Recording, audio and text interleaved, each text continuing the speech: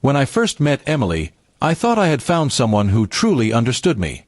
She was confident, charming, and always seemed to have everything under control. I admired that about her. We'd been dating for almost a year, and although we had our ups and downs, I believed we had something real. That belief shattered one ordinary evening when I overheard a conversation that changed everything.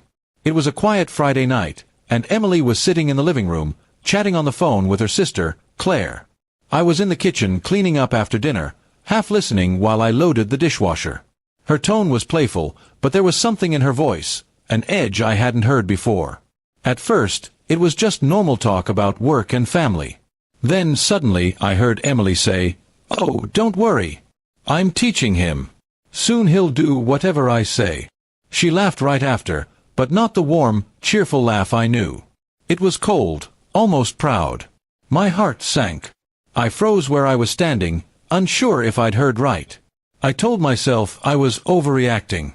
Maybe she was joking, maybe I misunderstood. But as the conversation went on, she said more things that made my stomach twist. "You just have to train them slowly," she continued. "Make them think it's their idea." He's finally starting to listen. I stood there, gripping the edge of the counter, feeling like the ground beneath me had disappeared. After she hung up, I acted normal. I didn't want to jump to conclusions, but I couldn't stop replaying her words in my head. Teaching him. Train them slowly. Was I really just some project to her? Someone she could mold? Over the next few days, I began noticing things I'd ignored before, the subtle ways she manipulated situations to go her way. Whenever we disagreed, she'd twist my words or guilt-trip me until I apologized, even when I hadn't done anything wrong. If I made plans with friends, she'd make me feel bad for not spending enough time with her. It all suddenly made sense. I wasn't paranoid. She'd been conditioning me to follow her lead. One evening, I decided to test something. I mentioned I might take a solo trip to visit my brother. Immediately, Emily's smile faded. She crossed her arms and said, "Oh, really?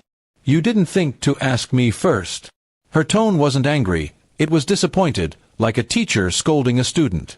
I realized that's exactly how she saw me, not as a partner, but as someone she needed to control. That night, I couldn't sleep. My mind kept spinning, wondering how long this had been going on. Had everything between us been real, or was it all just her way of shaping me into someone easier to manage? The next morning, I confronted her calmly. I told her what I heard on the phone. Her reaction confirmed everything. She froze for a moment, then gave a small, nervous laugh. "Oh, come on," she said. "You're taking that way too seriously. I was just joking with Claire." But her eyes flickered, just for a second, and I saw guilt there. "Were you?" I asked quietly. "Because it doesn't feel like a joke when you keep trying to control everything I do." Her expression changed instantly. She went from defensive to offended. "I'm only trying to help you be better," she said. "You don't see it now, but you need guidance. You're too trusting, too soft." Hearing her say that out loud broke something inside me. She didn't even deny it anymore. She believed she had the right to teach me how to live my own life. I packed a small bag that day and told her I needed space. She didn't argue. She just stood there, arms crossed, staring at me with that same calculating look. As I closed the door behind me, I felt both terrified and free. For the first time, I was making a choice without her influence. Over the next few weeks, she texted and called, claiming she missed me, that she was only joking, that I was overthinking everything. But I didn't go back.